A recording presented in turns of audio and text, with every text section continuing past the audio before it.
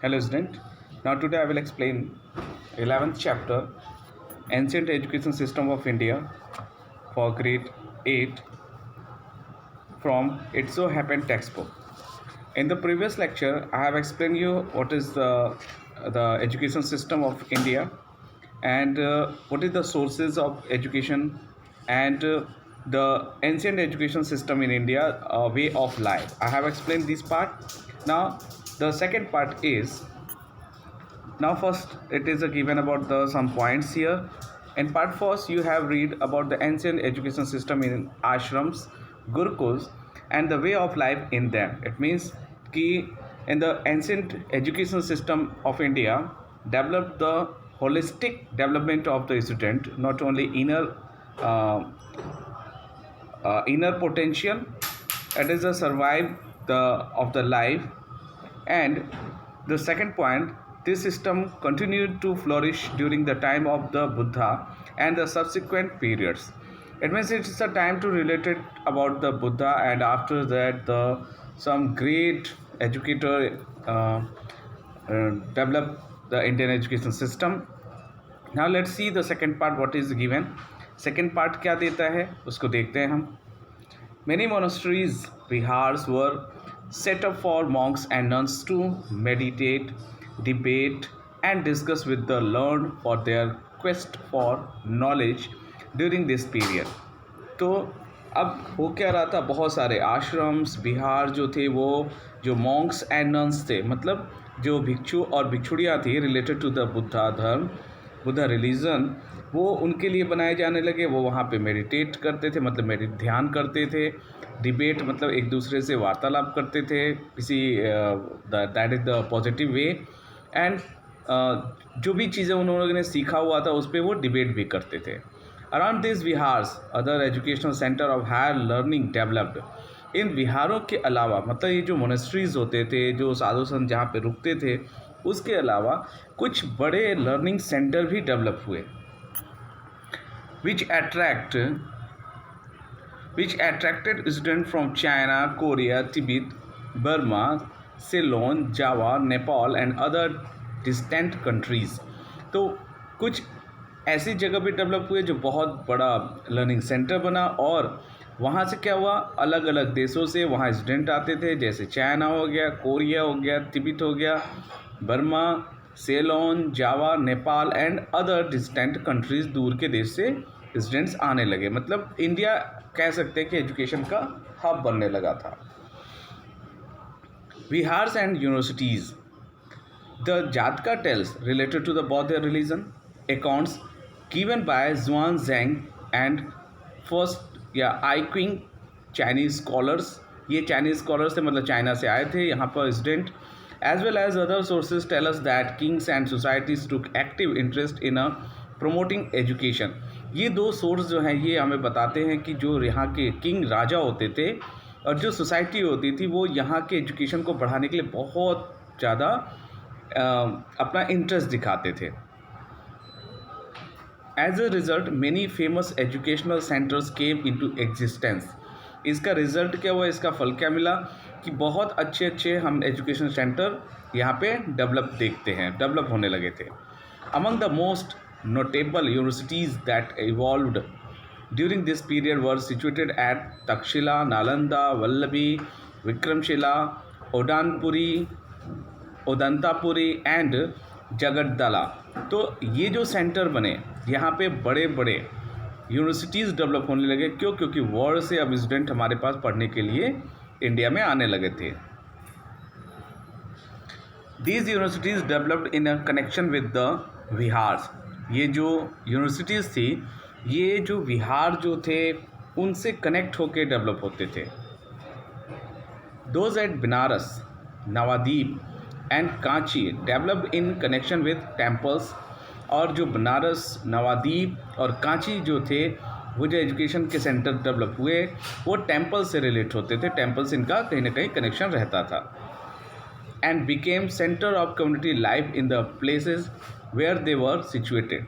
और ये जो कम्युनिटी होती थी, कम्युनिटी की लाइफ होती थी, उसका एक सेंटर बन के निकलता था. जैसे जो प्राइमरी एजुकेशन था, मैंने लास्ट वीडियो में आपको बताया था इस चैप्टर के कि जो प्राइमरी से एजुकेशन होता था वो मंदिरों में दिया जाता था, और वहाँ से जब हायर एजुकेशन लेना होता था तो मंदिरों से ही बच्चे फिर उस यूनिवर्सिटीज़ में ट्रांसफ़र हो जाते थे। These institutions created to the need of advanced level students कि ये इंस्टीट्यूशंस क्या करते थे कि जो स्टूडेंट्स एडवांस लेवल पे एजुकेशन करना चाहता था उसकी जो भी ज़रूरतें होती थी उसको पूरा करते थे। Such students joined the centers of higher learning and developed their knowledge by mutual discussion and debates with renowned scholars कि जो फेमस स्कॉलर्स होते थे, जो जैसे हम बोले कि एक तरीके से सीनियर स्टूडेंट, ठीक है, तो सीनियर स्टूडेंट क्या करते थे, अपने जूनियर स्टूडेंट के साथ डिबेट करते थे, डिस्कशन करते थे अबाउट द एक्वायर्ड नॉलेज, और उस बेस पे वो अपने नॉलेज को इन्हेंस करते थे। Not only this, there was also occasional summoning by a king to a gathering in which the scholars of the country of various vihars and universities would meet, debate and exchange their views। इसके अलावा जो king होते थे वो अपने राज्य में बड़े बड़े स्कॉलर्स को या उनको इनवाइट करते थे, जैसे वो बिहार से आ सकते थे, यूनिवर्सिटी से आ सकते थे, और एक जगह पे वो इकट्ठा होके डिबेट करते थे और अपने जो व्यूज़ होते थे वो एक दूसरे से एक्सचेंज करते थे। इसका मतलब कि जो अच्छी चीज़ें होती थी वो निकल के बाहर आती थी, सोसाइटी के लिए वो पॉजिटिव होती थी। In this section we will give you glimpses of 2 universities of the ancient period, और इस सेक्शन में हम आपको 2 ऐसी यूनिवर्सिटीज़ के बारे में बताएंगे जो एंशिएंट टाइम में थे और बहुत ही ग्लिम्पस मतलब फेमस थे, बहुत उसका शान शौकत था, बहुत ही नाम था about the education field. These universities were considered among the best center of learning in the world, और ये वर्ल्ड में सबसे बेस्ट सेंटर माने जाते थे एजुकेशन को लेके। These have been recently declared heritage site by the United Nations Educational, Scientific and Culture Organization UNESCO। ये आज यूनेस्को ने क्या किया, इसको हेरिटेज साइट के रूप में डेवलप कर रखा है, मतलब कि ये हमारी एक धरोहर है जिसको हमें अपने आने वाले जनरेशन के लिए बचा के रखना चाहिए, प्रिजर्व करना चाहिए। तक्षशिला और तक्षशिला। इन ancient time Takshashila was a noted centre of learning.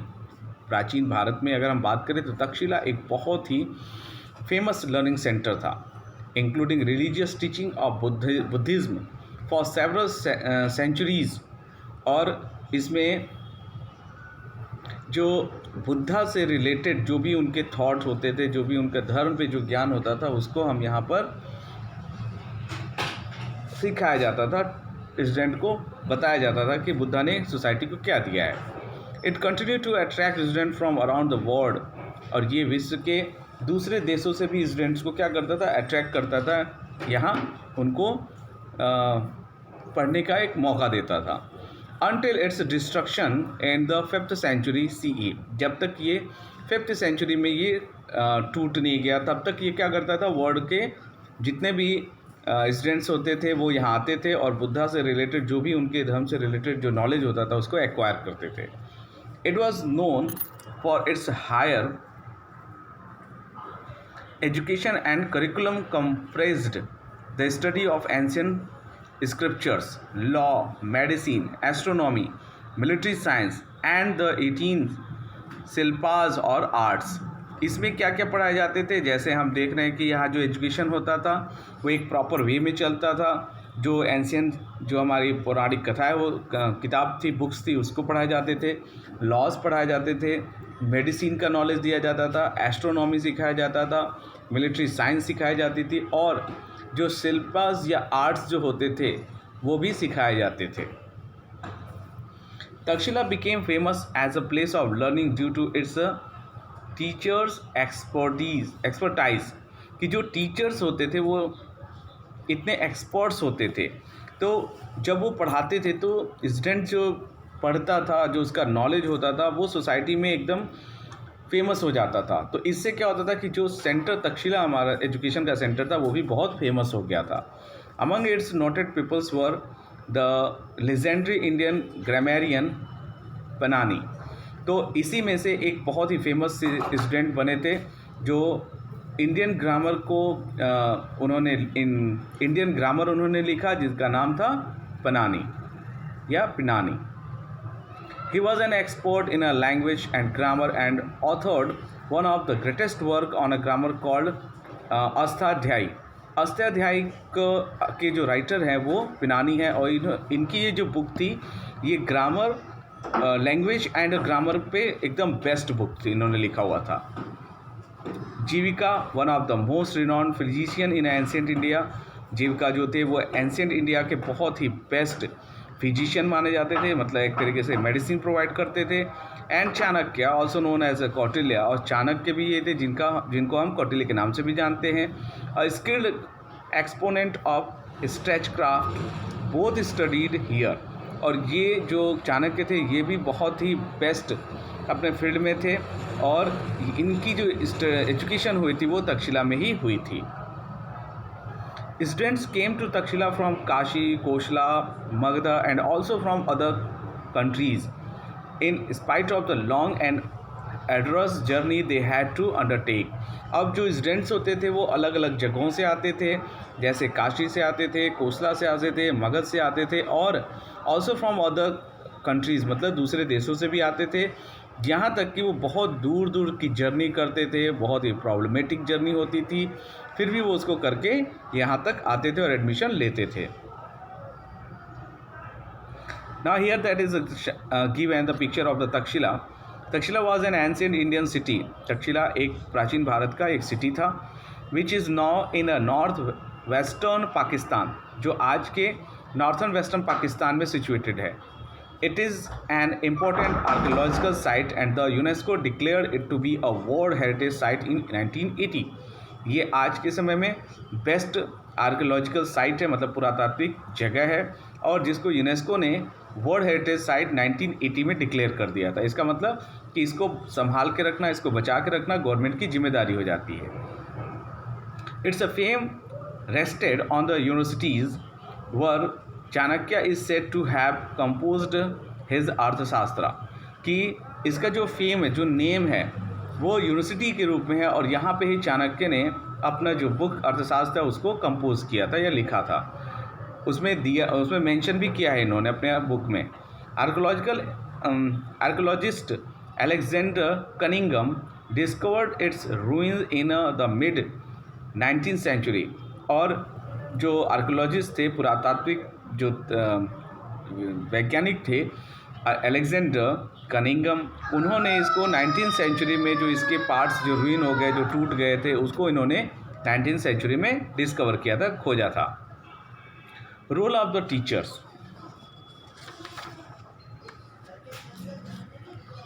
Teachers had complete autonomy in all aspects, from section of students to designing their syllabi. Students जो होते थे कि उनको क्या पढ़ना है, कैसे पढ़ाना है, इस बारे में टीचर्स को पूरा फ्रीडम मिला हुआ था। वो उनके सिलेबस को डिज़ाइन भी करते थे। When the teacher was satisfied with the performance of the students, जब टीचर स्टूडेंट के परफॉर्मेंस से सेटिस्फाई होते आते थे, द कोर्स कंक्लूडेड, तब कोर्स जो होता था वो पूरा माना जाता था। He would admit as many students as he liked and taught what his students were keen to learn. और वो ऐसा मानते थे कि स्टूडेंट जो होता था वो क्या पसंद करता है, वो क्या सीखना चाहता है, उसे क्या वो सिखाना चाहते हैं, और स्टूडेंट क्या सीखना चाहता है, कौन सी चीज़ उसको सीखने की बहुत ज़्यादा डिज़ायर है। Debate and discussions were the primary method of teaching. Debate और डिस्कस करना किसी पॉइंट पे, ये टीचिंग का प्राइमरी मेथड होता था, मतलब इसी तरीके से बच्चों को सिखाया जाता था। Teachers were assisted by there advanced level students. Teacher जो होते थे एडवांस लेवल स्टूडेंट्स को क्या करते थे, असिस्ट करते थे। Nalanda university. Nalanda, when Xuanzang visited it, जब ज़ुआनज़ैंग या ज़ैंग यहाँ पे विज़िट करते हैं, वॉज कॉल्ड नाला, उस समय इसको नाला बोला जाता था। And was a centre of higher learning in various subjects, ये हायर लर्निंग का सेंटर होता था। अलग अलग सब्जेक्ट्स यहाँ पे पढ़ सकते थे। The university attracted scholars from the different parts of the country as well as world. और स्टूडेंट्स जो होते थे वो कंट्री के अलग अलग रीजन से और वर्ल्ड से भी यहाँ पे आते थे, यूनिवर्सिटी में एडमिशन लेते थे और एजुकेशन गेन करते थे। The Chinese scholars I Qing and Xuanzang visited Nalanda in the 7th century CE। Xuanzang या फिर आई क्विंग 7th सेंचुरी में यहाँ चाइनीज स्कॉलर जो थे वो यहाँ पर आए हुए थे नालंदा में। They have given vivid accounts of Nalanda. उन्होंने इस नालंदा यूनिवर्सिटीज़ के बारे में बहुत ही अलग अलग जानकारियाँ हमें दी हैं। They have noted that as many as 100 discourses happened on daily basis. उन्होंने यहाँ बताया कि 100 डिस्कोर्सेज की अलग अलग तरीके से यहाँ पे डेली बेस पे क्या होता था, कोर्स होते थे, वहाँ सिखाए जाते थे in a variety of disciplines through the methods of debate and discussion. अलग अलग तरीके से यहाँ पे डिसिप्लिन सिखाया जाता था, किस तरीके से, डिबेट और डिस्कशन के through. जुआनज़ैंग himself became a student of Nalanda to study योग्य शास्त्र। जुआनज़ैंग जो था वो यहाँ पे एक स्टूडेंट था जिसने यहाँ पर योग शास्त्र पढ़ा था। He has mentioned that the chancellor of Nalanda, उसने यहाँ पे उनके जो चांसलर थे नालंदा के उनका भी उन्होंने उल्लेख किया है। शीलभद्रा was the highest living authority in yoga. Shilabhadra जो था वो सबसे बड़ी अथॉरिटी थी यहाँ पे योगा की। The courses of study offered by Nalanda university covered a wide range. कि ये जो नालंदा यूनिवर्सिटीज़ के जो कोर्स होते थे उसको बहुत ही बड़ा था वो। Almost the entire circle of knowledge then available, कि जो पूरा नॉलेज का जो सोर्स था यहाँ पे वो चीज़ अवेलेबल था। Students at Nalanda studied the Vedas and were also trained in fine arts, medicine, mathematics, astronomy, politics and the art of warfare. कि स्टूडेंट जो होता था केवल एक फील्ड में ही नॉलेज नहीं लेता था, वो मेडिसिन में भी नॉलेज लेता था, आर्ट्स का भी नॉलेज लेता था, मैथमेटिक्स का भी नॉलेज लेता था, एस्ट्रोनॉमी का भी नॉलेज लेता था, पॉलिटिक्स का भी नॉलेज लेता था। और वॉरफेयर मतलब वॉर के समय कैसे हम उसको फेस करें, वॉर को युद्ध कैसे करें, उसका भी यहाँ पे नॉलेज दिया जाता था। The ancient Nalanda was a center of learning from the 5th century CE to 12th century CE। 5th century से लेकर 12th सेंचुरी के बीच में नालंदा जो थी वो सेंटर का लर्निंग का बेस्ट सेंटर बनी हुई थी। Located in present day Rajgir, Bihar, India. आज हम इसको वर्तमान में इंडिया, बिहार के राजगीर में देख सकते हैं। Nalanda was one of the oldest universities of the world. Nalanda जो है वर्ल्ड की सबसे पुरानी यूनिवर्सिटीज़ में से एक है। And UNESCO declare the ruins of Nalanda Mahavihara a world heritage site. और यूनेस्को ने ये जो नालंदा यूनिवर्सिटीज़ के जो खंडहर अब बचे हुए हैं उसको इन्होंने वर्ल्ड हेरिटेज साइट के रूप में डिक्लेयर किया हुआ है। The new Nalanda university is envisaged as a centre of inter civilization dialogue. कि ये जो नालंदा यूनिवर्सिटीज़ है अब उसको डेवलप किया जा रहा है इंटर सिविलाइजेशन डायलॉग के रूप में। Role of community about the Indian education system. At that time knowledge was considered sacred and no fee was charged. At that time उस समय जो नॉलेज होता था sacred, that is a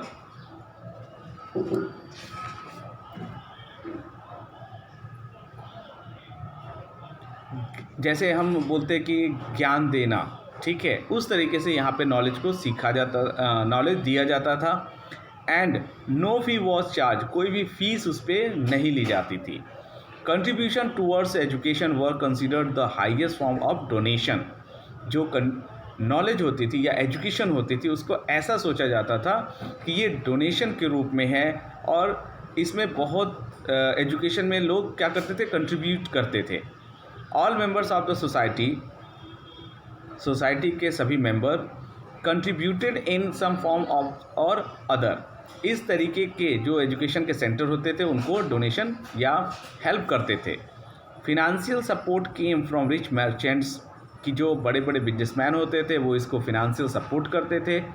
wealthy presents and parents and a society, wealthy जो अच्छे parents होते थे, rich parents होते थे, वो भी यहाँ पे कुछ ना कुछ फिनेंशियल सपोर्ट करते थे, और सोसाइटी में भी लोग कुछ ना कुछ सपोर्ट करते थे, जिससे कि एजुकेशन का हब जो था वो freely without any hurdle without any problem आराम से चल सके। Beside gift of buildings, building के अलावा, ठीक है, the universities received gifts of land, जो यूनिवर्सिटीज़ थी वो लैंड को अपने पास रखती थी, वो लेती थी। This form of free education was also prevalent in other ancient universities like Vallabhi, Vikramashila and Jagaddala, कि इसी तरीके से जो फ्री एजुकेशन है वो दूसरे यूनिवर्सिटीज़ जो जैसे वल्लभी हो गया, विक्रमशिला हो गया और जगड्डाला, ये भी प्रोवाइड करते थे। At the same time in the south of India agraharas served as centre of learning and teaching, कि जो साउथ इंडिया में अग्रहाराज होते थे वो भी ऐसे ही लर्निंग एंड टीचिंग के सेंटर बन गए थे। South Indian kingdoms also had other cultural institutions known as ghatika and Brahmapuri, कि ये घातिका और ब्रह्मपुरी जो थे वो साउथ इंडिया में जो राजा होते थे वो एक तरीके से कल्चर इंस्टीट्यूशंस के रूप में जाने जाने लगे। Ghatika was a centre of learning including religion and was small in size. जो घातिका होती थी ये छोटे लर्निंग सेंटर होते थे और ये रिलीजन्स को लेकर टीचिंग करते थे। And Agrahara was a bigger institution, a whole settlement of learned Brahmins with its own powers of government and was maintained by generous donations from the society। कि ये जो बड़े एक तरीके से अग्रहारा जो होता था वो बड़ा इंस्टीट्यूशन होता था जिसकी पूरी जिम्मेदारी ब्राह्मण्स के ऊपर होती थी और वो इसको कैसे मैनेजमेंट करना है, कैसे चलाना है, वो सारा जिम्मेदारी इनके ब्राह्मण्स के ऊपर होती थी। और ये इसको कैसे मेंटेन करते थे, तो जो सोसाइटी में अच्छे लोग होते थे वो इसको डोनेशन देते थे और इस बेस पे ये रन करती थी। Temples, maths, Jain besides and Buddhist vihara also existed as other sources of learning during this period. Temples हो गए, मठ्स हो गए, जैन, बशादीस और बुद्धिस्ट विहार्स जो होते थे ये जो लर्निंग के उस समय में सोर्स होते थे, वहाँ पे लर्निंग किया जाता था। Continuation of Indian education system. The Indian education system continued in the form of ashrams, in temples and as indigenous schools, कि ये जो इंडियन एजुकेशन सिस्टम होता था वो एक तरीके से आश्रम का फॉर्म था, ठीक है।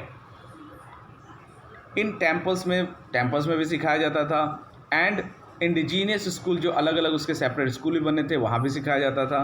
ड्यूरिंग द मिडाइवल पीरियड या मिडिवल पीरियड, कि जब मिडिवल पीरियड आया, एंशियंट टाइम में तो हमने कैसे देखा, लोग गुरुकुल में जाते थे, बच्चे वहाँ पढ़ाई करते थे, फिर यूनिवर्सिटीज़ में भी जाते थे, टेम्पल में भी जाते थे और एजुकेशन का ऐसा सिस्टम बना हुआ था।